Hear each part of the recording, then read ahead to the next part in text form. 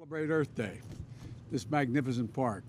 I've only been here once before. I came to speak years ago, and on my own, I came up here to take a look, and it's really quite beautiful.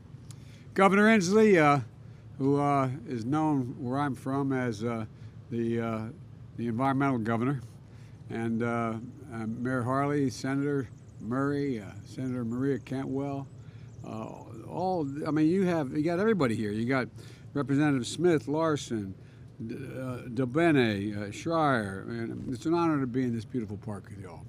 You know, Edward Abbey, the writer who once worked as a park ranger, I didn't know he had been a park ranger, to tell you the truth, wrote the following: "Every man, every woman carries in heart and mind an image of an ideal place, the right place, the one true home, known or unknown, actual or visionary." For many Seattle families, I think we're in that place right now, here in this park, and places like this. There are not that many like this, unfortunately.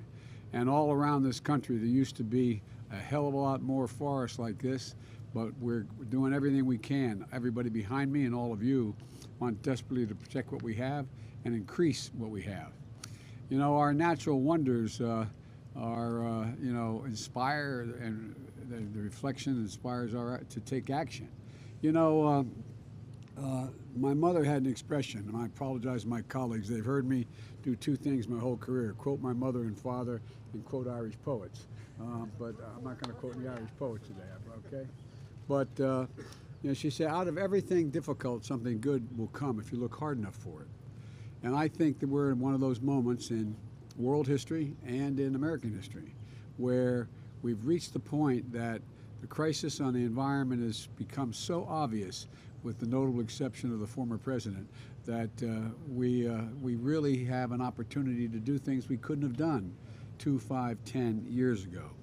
And I want to talk about that today with leaders who understand that to their core, the folks standing behind me.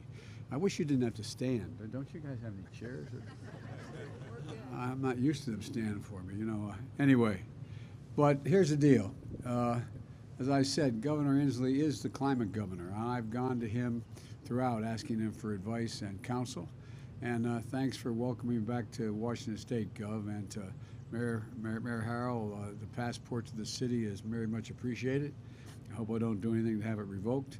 And Congressman Smith, thank you for your commitment to the environment, including helping our armed forces transition to clean energy technologies.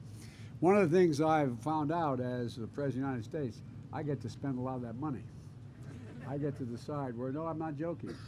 And we're going to completely, I'm going to start the process where every vehicle in the United States military, every vehicle is going to be climate friendly. Every vehicle. We're going to have no, I mean it. We're spending billions of dollars to do it. And it's going to matter. You know, it matters. You know, in my view, this crisis, as I said, is a genuine opportunity. An opportunity to do things we wanted to do and only now have become so apparent. On this day, 52 years ago, millions of Americans of every age and background rallied together on Earth Day. The guy I worked with as a young senator back in those days was a guy named Gaylord Nelson from Wisconsin. And the guy who helped organize Earth Day was a guy who from Delaware, worked for me as well, and Mike McCabe. And you know, they had a vision for a healthier, more prosperous America. And over time, they delivered. They delivered. Cleaner water, proof that sustainable environment can mean a stronger economy. You know, and one of the things I'm proudest of in our administration, before I went into detail with my quote green agenda, I got all the unions together. Literally got all the unions together. Basically said the unions view it as against their interest. And starting with the IBEW electric workers, they endorsed it. And every union has stepped up because they figured it out. Their jobs, they're the ones who can help us transition in ways like never before. It's not going to cost them jobs. It's going to increase jobs. The IBEW is going to be building 50,000 electric stations, electric starting stations all across America, for example. And so look, change continues today, and a new generation of Americans helping us lead the way against the threat of climate change. You know, every time I get a little down, I don't know about my colleagues, I suspect they're the same, I just turn on the television or take a look at all the young people. This young generation is not going to put up with all this stuff. No, they're not. I mean, they are really, really energized, whether it's basic human rights or it's the environment. They're just not stopping. And from day one of my administration, we've stood with them. Governor, I hate to admit it, but I was part of that early Earth Day. I was only 7 years old, but God, oh my Lord, I can't admit I said that. But, but anyway, it's been a passion of mine as long as I've been involved in public life. The first thing, what got me involved in politics, not that it matters to you all, but I was thinking about it on the way over here. I was a young attorney in Delaware, and they wanted to, across the top of my state, they wanted to connect two highways, and it's through what is the most beautiful part of the state. But instead of being willing to do it in an area that in fact had no consequence for the environment, they decided to put it through areas that were straighter but more damaging. And I got involved to try to stop the construction of that highway, which I did. That's what got me involved. And it caused me great problems because I ended up having to run for the county council, which was the hardest job I ever had. Didn't want it. At any rate, but as a matter of fact, in 1986 in the United States Senate, I introduced and we passed the first Global Climate Protection Act, the first time. And it was a warming legislation in the Senate. And on Earth Day, you know, we convened last year over 40 leaders from around the globe, reasserting America's leadership on climate after 4 years of administration denying that there was a climate crisis, denying that there was any need to do anything about the environment. And the commitments galvanized at that meeting, including our own goal of cutting emissions from 50 to 52% below 25 levels by 2030 and reaching net zero emissions by 2050, taking the steps the United States needs to limit the planet's warming to no more than 1.5 degrees Celsius, and the rest of the world started to come along. We did more than set bold goals, we acted to achieve them. Last year, with all the disappointments we faced, but last year the United States deployed the most solar, wind, and battery storage in American history. And we made record-setting investments in clean energy in rural America. For example, we have a $1 billion program that no one knows about except the Department of Agriculture, the grants and loans for farmers and rural co-ops to deploy solar and storage and power lines to carry clean energy across the country. We're investing in technology so you can heat and cool your home when the sun doesn't shine and the wind doesn't blow, because out here in Silicon Valley you're developing the battery technology. They showed me one that's about a little bit wider than this podium, about that thick and about this wide, that in fact you can install in your home, and when the sun ain't shining, that stored electricity runs the whole deal. And by the way, windmills don't cause cancer. And across the country, we have enough clean energy capacity to power now 56 million homes. Now, here's what we're doing with automobiles. I'm an automobile buff. I have a '68 Corvette that does nothing but pollute the air, but I don't drive very much. I brought together the automobile manufacturers. And Mary Barry, who runs General Motors, is a fine person. At the time, she was suing the state of California, General Motors, for their increased mileage requirements that exceeded the federal standard. The federal standard. And the argument General Motors was making was you couldn't exceed the federal standard locally. And we had a long talk.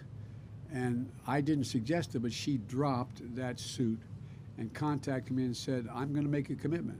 I brought together the American automobile industry and they agreed on an ambitious goal, 50% electric vehicles by sales by year 2030. That's the commitment that they made. I didn't make it for them. They made it because they've realized what the future is. I saw it when I drove Ford's all-electric 150 pickup truck, which I might add, which was disappointing. It's faster than my Corvette. You think I'm kidding? It's a 4.2. You know, although I did suggest if I'm out of office and they have the first electric Corvette, I want to buy it. But at any rate, you know, when I drove the electric Jeep Wagoneer around South Lawn of the White House, You know, to date, automakers have announced investments of more than $100 billion in EV manufacturing. $100 billion. That's along with us setting ambitious standards to cut pollution in cars and trucks, to boost fuel economy standards, which we're going to be announcing very soon, upping the mileage requirement for the minimum mileage requirement. But that's not all. The bipartisan infrastructure law, which the folks behind me are the reason why that occurred, I signed, provides billions of dollars for a nationwide network of 500,000 charging stations. 500,000. And with electric school buses. By the way, went down to North Carolina.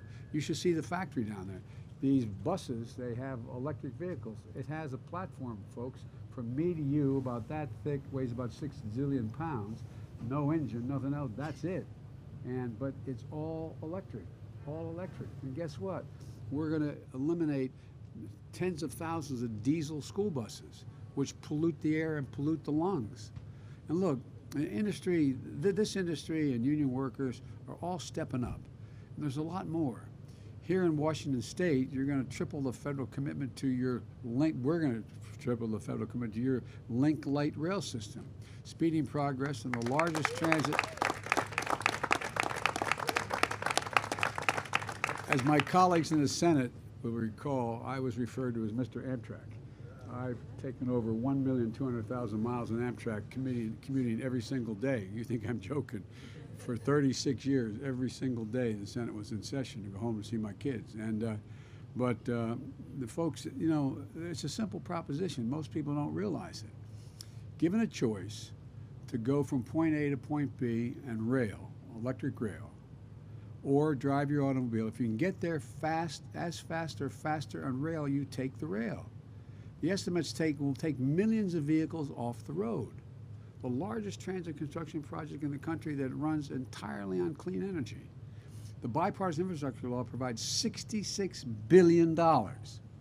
It's passed, $66 billion for freight rail, $39 billion for public transit, $10.6 billion for clean electric buses, and $2.5 billion for clean ferries on my coast of Delaware and out here for you all. This will take millions of cars worth of pollution off the road and get people to places quicker. You know, look, I think one Amtrak train carries as many passengers, I know the statistics, as 6 lanes of a major interstate highway. That's how many passengers it carries. Look, it matters. We saw new standards, we set new standards, we slashed methane and brought over 100 nations together when I was at the big meeting we had in Europe. 100 nations around the globe.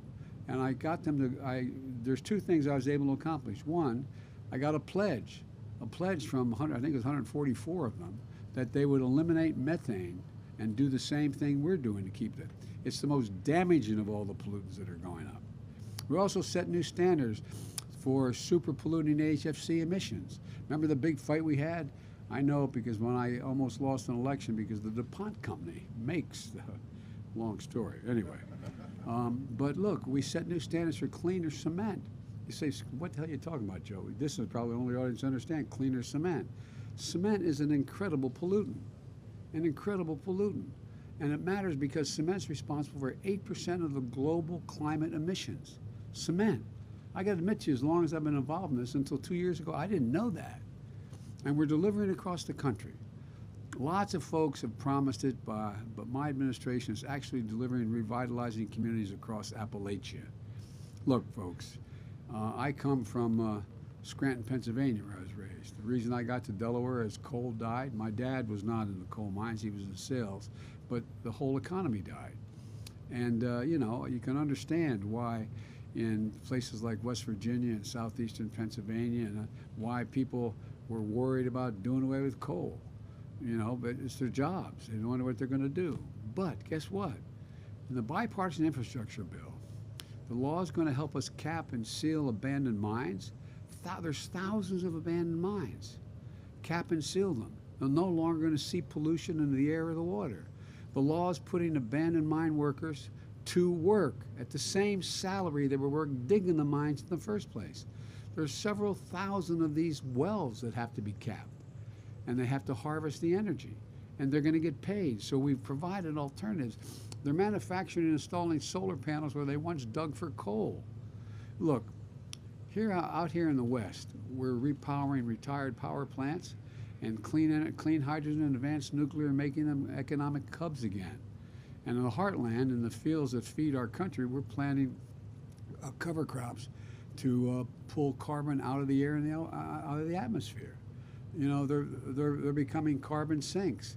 Look, across the country, we set the first ever national conservation goal and protected more land and water than any other administration and record in our first year because we can do it. And now the farmers are beginning to realize if I put things in conservation, I get paid for putting cover crops down that absorb carbon. It makes sense to me. It keeps the land open and it makes the environment much better. And they get paid for it, and they should get paid for it. It's their land. We're protecting natural wonders and cultural treasures, national monuments. I remember a little girl came up to me with her, I don't know how it happened, but I was walking outside and a woman came up with a little girl and she said, "Mr. President, please protect Bears Ears." I said, "I beg your pardon, honey?" She said, "Please protect Bears Ears." I said, "Bears Ears?" She said, "Yes." And I knew what Bears Ears was because I've tried to take my kids to almost every national park. And I said, "Okay, honey." She said, "Promise me, promise me." And we did. Bears Ears, forests like the Tongass Forest. And by the way, we got some of the conservative Republicans to support it in their state. We got some support for it. And now we're working to restore the salmon runs here in the Northwest. Look, we're putting America on the cutting edge. We've approved the first commercial-scale offshore wind project in federal waters, which has already broken ground, with U.S. workers and U.S. Steel going to be building these facilities. By the way, I was up in Colorado and looking at the facilities we have there. You know, we now have windmills that the blades in those windmills 102 yards long. Hear me? 102 yards long. They can be placed way out in the ocean. And, you know, and by the way, I made it clear to my friends up in Nantucket in that area, I don't want to hear any more about you don't like looking at them. They're pretty. But seriously, it's incredible the breakthroughs that they're making. Once you tell a nation that we can do this, go do it, it's amazing what happens. It's amazing what happens. We've launched the first ever commercial flight powered by 100% sustainable aviation fuel. Lifted off with fuel grown here in America. Grown in America. We set the first net zero commitments for U.S. steel companies. And now we're rewarded for clean production through our first ever international carbon-based trade deal, which makes clean American steel cheaper to buy than dirty steel from other countries. And we're making it clear to the rest of the world that's what we're going to do. We put environmental justice at the center of what we do, addressing the disproportionate health, environmental, and economic impacts that have been borne primarily by communities of color, places too often left behind. I grew up when coal died in Scranton. We moved to Delaware. My dad had grown up. We moved to a little steel town called Claymont, Delaware, which is right that arch that goes up into the Pennsylvania area there, and it's near a place called Marcus Hook, where there were more, at the time, more oil refineries than Houston, because of 10 million people in that Delaware Valley up there. And when I went to a small little school that was about a mile from the apartment complex we lived in, and a little school called Holy Rosary. And you couldn't walk to school because although it was a 4-lane access highway, it was just too dangerous to cross some of the streets. And my mother would get in and when it came it came the fall, this is the God's truth. And you'd get in the car, and there's a little frost on the window, turn on the windshield wiper, there'd be an oil slick. Not a joke. I have asthma, and 80% of the people who, in fact, we grew up with have asthma. That's what you call a fence line community. I understand what it's like. We only lived there. I went to school there for 12 years, but I didn't live there that whole time. My generic point is, you take a look, my state used to be, thank God it's no longer, had the highest cancer rate of any state in the nation because we have fence line communities going down Route 9, going down along the Delaware River major facilities, oil plants, and the like. And the people that get hurt are the people who live on the other side of those fences. I made a commitment. They're the people who are going to get helped as we move this. They're the people where the money's going to go to help their neighborhoods. And this bipartisan infrastructure law gives communities the money they need to get forever chemicals, PFAS, out of the water. They're deadly, deadly, and a lot of it's responsible because we, the government, and the military has engaged in activities that we didn't realize how it was dangerous over the years. But we're going to get rid of it all. We started replacing 100% of all the lead pipes and poison that poison our water in America. 400,000 schools and daycare centers. The kids can't turn on that water without getting worried about whether there's lead in that water. 10 million homes in America, and here in this city, in this state. Because every American, every child should be able to turn on a faucet and drink clean water, which will also create thousands of good paying jobs for plumbers and pipe fitters and others. Look, all you got to do is look around. Cities and states are acting. Businesses are acting. I'm acting. We need Congress to act as well. And the people behind me are pushing Congress hard. They are pushing Congress hard. Calling to pass new investments and tax credits aimed directly at lowering costs for families. Look, you talk about, there's only 2 senators occasionally don't vote with me. That's right? Literally, 48, they talk about the split in the Democratic Party.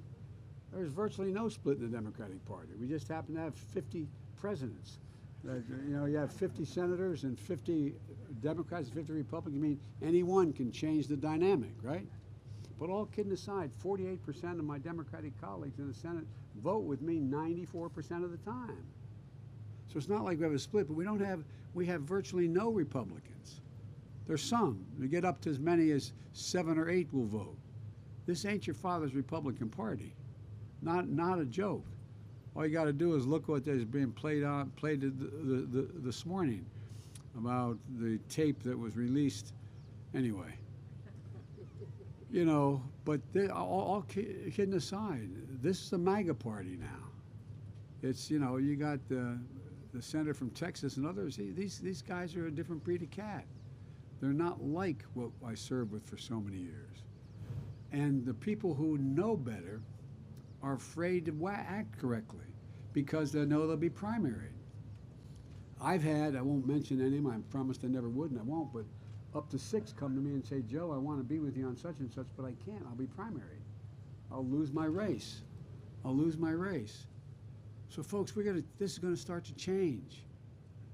Look, that bill that we talked about, that is the infrastructure bill, there were 2 pieces of it. It was one bill initially. And that bill had about $800 million in it for environmental related issues. Well, the one that didn't pass, the part that didn't pass yet, is one that has $531 million for environmental related issues. We got a lot done, though, in the bill that passed called the infrastructure bill that has to do with the environment, including tax credits for purchase of electric and fuel cell vehicles, now new or used, which are going to save a typical driver about $80 a month from not having to pay gas at the pump. Tax credits for folks to buy solar panels and heat pumps, more efficient windows, saving each an average of $500 a year to do this. Just making your home tighter so you don't leak the heat and leak the air conditioning you're going out. And my pen's ready. My pen's ready to sign. I'm anxious to sign these. Get some of these bills to my desk. And we can't forget,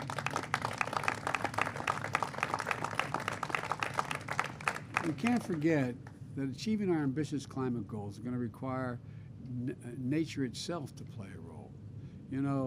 If you compare the map of North America in 1620, and we have some of these maps, with America today, you'll see much of how much we've devastated our forest.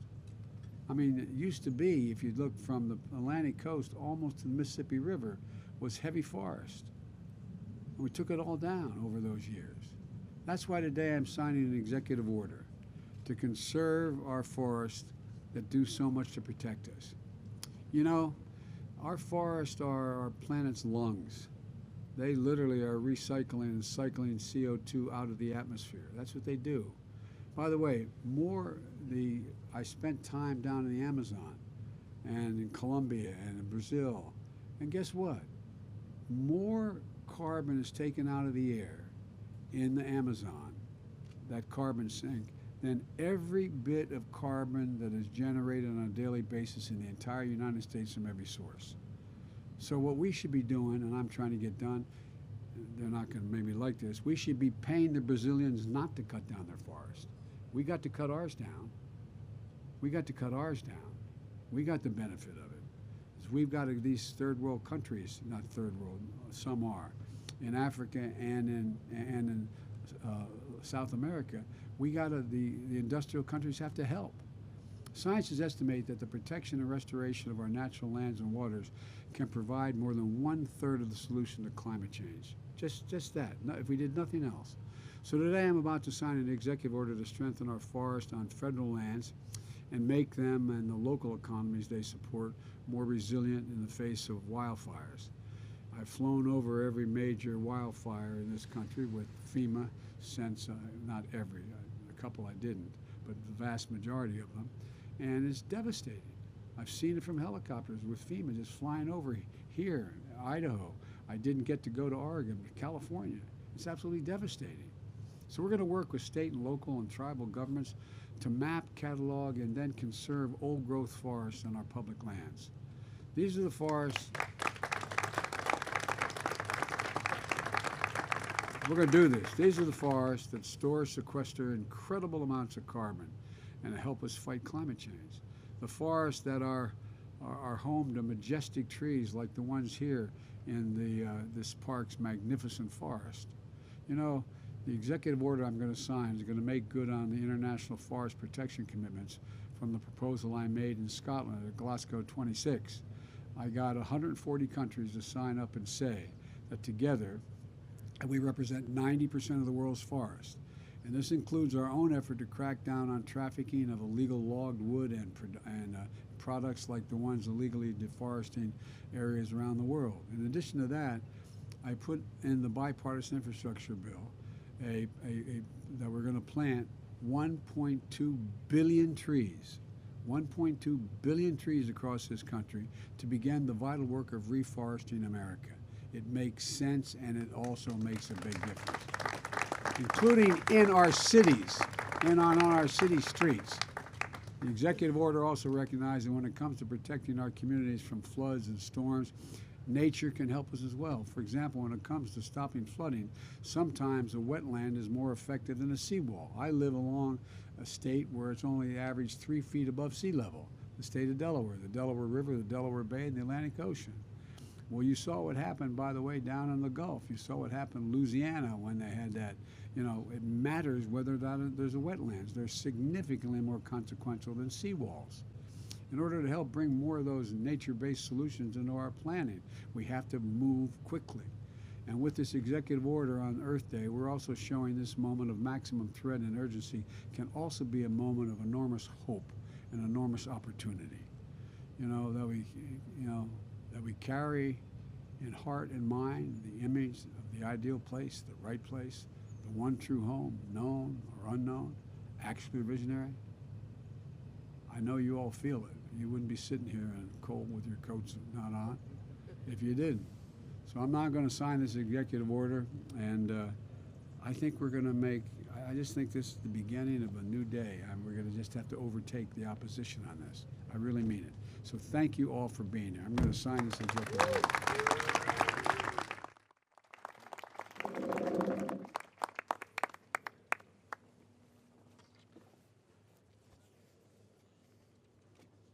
Strengthening the nation's forest, communities, and local economies. And it's all about planting about 1,200,000,000 trees.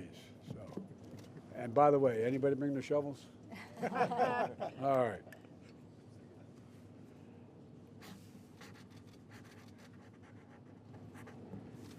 Is this a state park or is this a city park? City. City park. Mr. Mayor. Yes, sir. Let me give you Right here. Right here, it's right behind you. Thank you. There you go. All right.